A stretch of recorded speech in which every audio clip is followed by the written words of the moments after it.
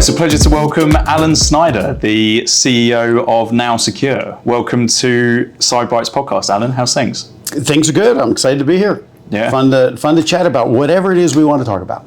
Exactly. Well, despite the flight delays that everyone seems to have gone through yesterday, we all made it. It's fascinating to me that you look at the flight delays and it's one part weather, but it's also one part still recovery from the issues and challenges of my servers need to work, my software needs to work, and when it doesn't work, it causes great pain. Absolutely. Enormous pain. Did you have many issues internally from the CrowdStrike event last week? We did not. All of our stuff runs in the cloud. We didn't really have any on-prem or Windows servers. So for us and our customers, it was, as it relates to NowSecure, it was a non-event. What we did see, though, is just let's just say a reevaluation by many of our customers about what are our software suppliers doing, how are they running their business, how resilient is it, the security, the testing quality. Which again, we're in the testing business, right? Fundamentally, right? We will help you understand if your mobile apps are they secure? Are they private? Right? What are they doing? Are they tracking you? All those different things. We make sure that happens.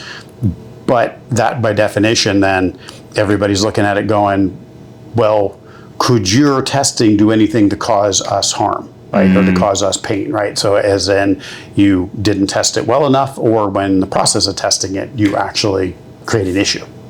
So good news for us is we don't do any of that. So it was a non-event as it related to NowSecure. And does it? I know you're in the mobile application security place, but does it create an opportunity to have more client or prospect customer conversations when there's an event like that? Yeah. So. It raises the priority, I think. So I would like to think it creates the opportunity for more. I'll go a little bit off tangent, but the single biggest challenge we find is, for whatever reason, many of the folks, be it consumers or enterprises, just inherently assume that mobile apps are secure. And so they're like, it's this little mobile app in my pocket. How could it hurt me? But when you look at it, it's a gateway into all your back-end data and systems. So what it has done is it elevated the priority for people to think through, have we taken reasonable care? Are we doing the right things? Maybe I shouldn't assume that Apple and Google are going to do all the testing that's needed. Because when you look at our data shows that, upwards of 70% of mobile apps are leaking data. So again, think about that. The apps, I'm sure you use some mobile apps, right? Just a few. Okay. I'm telling you, 70% of them are leaking your data. So as a consumer, how does that make you feel, right? Are you happy about that? Not at all. Yeah, and to me, that's the thing. And that is, the people that built those apps have an obligation, in our opinion, to protect you. And they should be doing a better job. Do you work directly with app developers as well? Or are you purely kind of end user focused who are then just scanning and protecting those apps? It's the former. We are very much enterprise focused. So when you look at how we will engage with the customer, and you would know 90% of the brands that we deal with interact, right? It's the largest brands that take mobile app security very, very seriously. So we will provide insight to their security teams on the security posture of their apps, right? How, in essence, are there risks? And that's for both the apps they build. So when they're building that app, we work very, very closely with development teams, because basically our analysis will send tickets, and our training will train the developer to say, let's have you write a secure app from the beginning, right? So my ticketing should be really boring, right? I shouldn't send you any. That's the ideal, because you already wrote a secure app. So we work very closely with the developer on that side of the business, which is the apps you write. The apps you use, which you use a lot, and you're putting your personal data, you're putting your company data into those apps. Right, and your company didn't write them.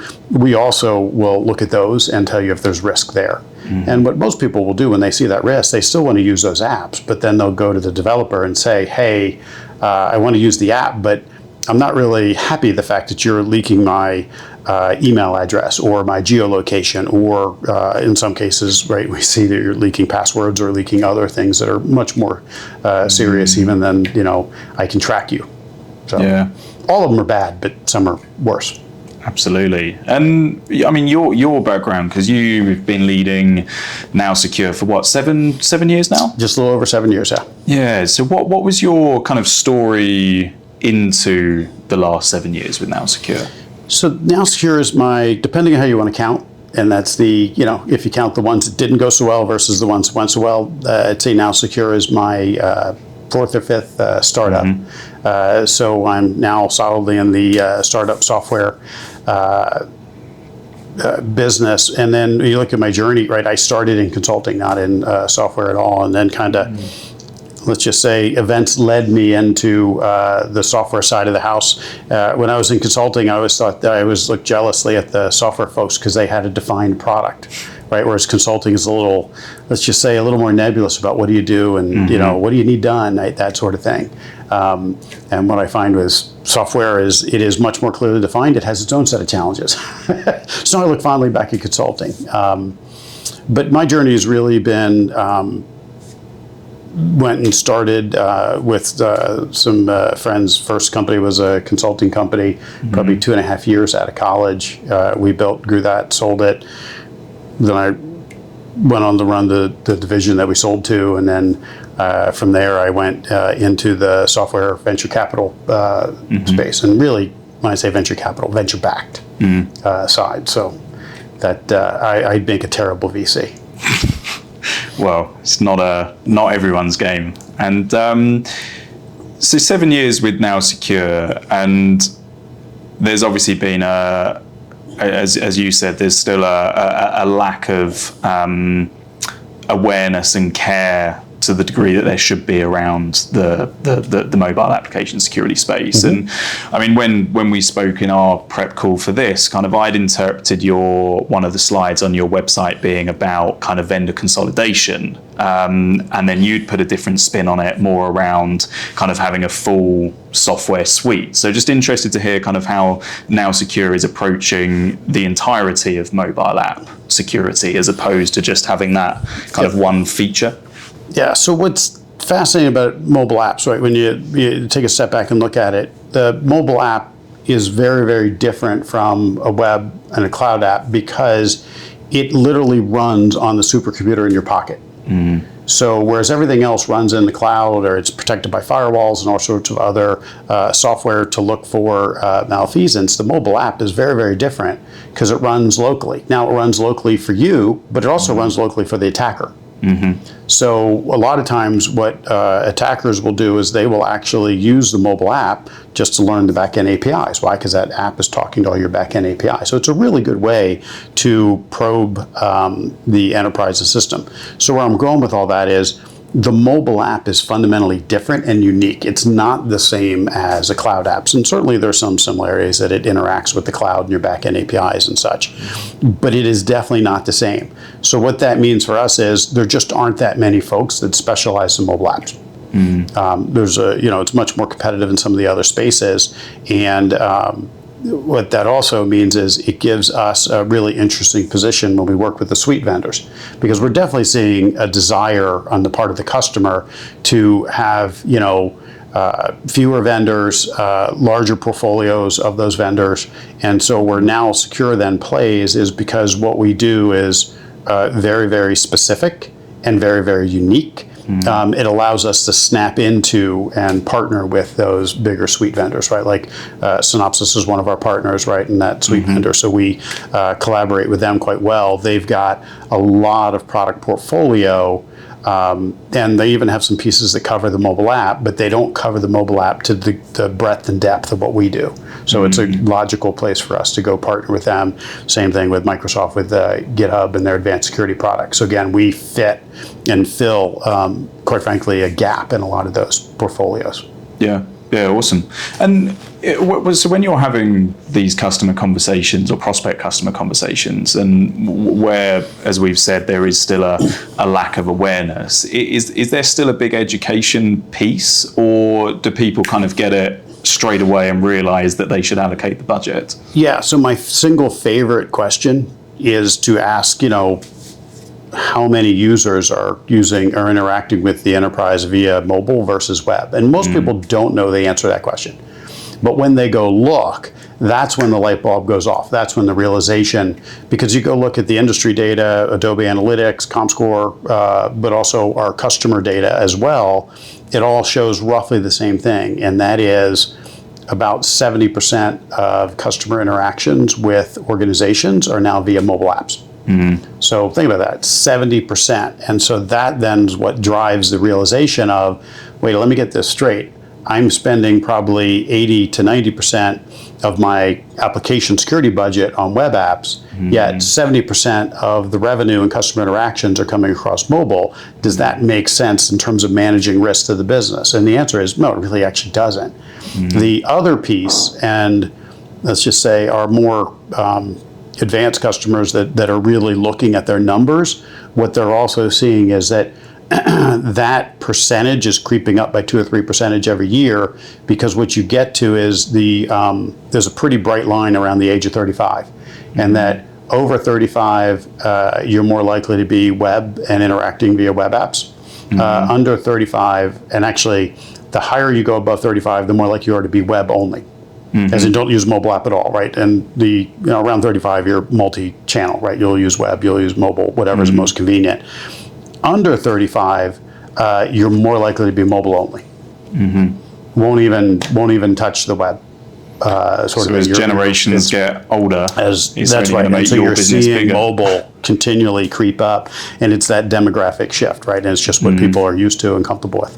Yeah, awesome. And I mean, within your 7 years with NowSecure, you've seen one of the best markets post-COVID, but then also one of the hardest markets kind of at the end of 22 and entirety of 2023, and we're still coming out of that time now. But what are some of the challenges that you're happy to talk about that you've steered NowSecure through? Yeah, I would actually break it up into 3 distinct periods, right? Pre-COVID was growth at all costs, or growth at any cost is probably the right way to say it, right? That was what where the market at. COVID, those couple years there, I would argue that was just weird, right? That was the market dynamics were weird. The customer behavior, like at the beginning of COVID, all of our customers and buyers basically went away for 3 or 4 months. And what happened was they suddenly, within a 1 month span of time, everybody went remote. So all of the security teams, everybody we dealt with, they had to go figure out how to go do that and deploy that. So, and then during COVID, towards the mid to end of it, all the retailers came flooding into NowSecure, because at that point, their stores were closed, right? Their retail, their physical location. So you had this wild oscillations during COVID. The period we're in now, growth at any cost is gone. It is now all about profitability first, right? Profitability first, and then profitable growth. And so that's a big swing to go from growth at any cost through the weird whitewater that was COVID, right? And for us at the beginning, it was really bad. Towards the end, it was actually really good, as you see those swings. But those swings all occurred within an 18-month period. That's very difficult to manage those changes. And now it's very much about profitability, right? And it's adjustment for everybody. And this is, actually, I'll take it back to the economy, a little bit of inflation, because when it was growth at all costs, fundamentally what you had was investors were subsidizing the cost of software for buyers, for enterprises. Why? Because I was allowed to lose money, and I wasn't wasting that money. I was investing in growth, but that means that my purchasers, my customers, were getting a subsidy from my investors. Now they're no longer getting that, right? So everybody's prices and costs have gone up. And so to me, where at now is, okay, that's been the last 2 years, and things are now kind of hitting a more steady, normal state. So I'm actually quite encouraged that we're going to be going forward with a healthy mix of profitable, but growth. I think growth is rotating back to be, I don't think we're going to go back to where we were, growth at any cost, but I do believe that growth is increasing in importance for folks. And I just won't be able to, I can't lose much money. Yeah. Maybe just a little. Not Well, we saw it with the trend of hiring, because it completely fell off a cliff for the first few months of COVID, the same as that weird period. And then kind of halfway through 2022, it really was just throwing money, hiring reps that probably shouldn't have been hired by companies. And then it kind of disappeared again last year, and now it's coming back. So those trends really do follow each other. Well, I think everybody's kind of figuring out the new normal, and now is getting an understanding of, okay, what can I reasonably expect? What can I reasonably predict? And then has a better understanding of, okay, I feel comfortable that if I make these investments, I can get a return. So, because what was, to me, as you go through these changes, the hard part is it gets difficult to spend the money because you don't know that you're going to get the return, right? And then so you've got to wait until you get to a more predictable model. And that's why I say I feel that we're getting to that point, and not just NowSecure, but the other companies and the folks that I interact with, kind of seeing the same thing, as we've hit more of a stabilization period. And now I believe this is good, because now we can all build and grow on that. Yeah. And what can people be excited to keep an eye on for NowSecure for H2 24 and into 2025? Sorry. Yeah, the big thing for us that we're working really, really hard for customers to do is just to make mobile app security, privacy, risk management, that whole package, really easy. Because what we see is that the security team, the development teams, all the teams we interact with, they've got 27 fires going on at once. The good news for us is we've got this figured out. We've been doing this for over 10 years. We already, the software works. We've got great customers. So our point to everybody is, good news, we got this covered. We can come in, we can help you. You can go fight other fires, so let's just say aren't covered, or you don't know how to do, but that we've got this covered. So that's going to be, apps you use at scale. That's actually one of the products we're demoing and showing here at BlackHat, is the, send us a list of the couple 100,000 apps you have in your environment, and I'll give you the risk score for those apps about, how much of a risk is it to you, so you can make good, educated, but more importantly, automated decisions around, do you want that in your environment? Same thing with the apps that you're building. So our goal is just make it incredibly easy to remove the risk of mobile apps. Yeah, awesome. Well, really looking forward to following the journey and seeing NowSecure continue to lead the charge in mobile application security. So we've got it covered. So we're excited to do it. So. Awesome. Well, thank you so much for coming on. All right, thank you. Appreciate it. Have a good conference. Okay.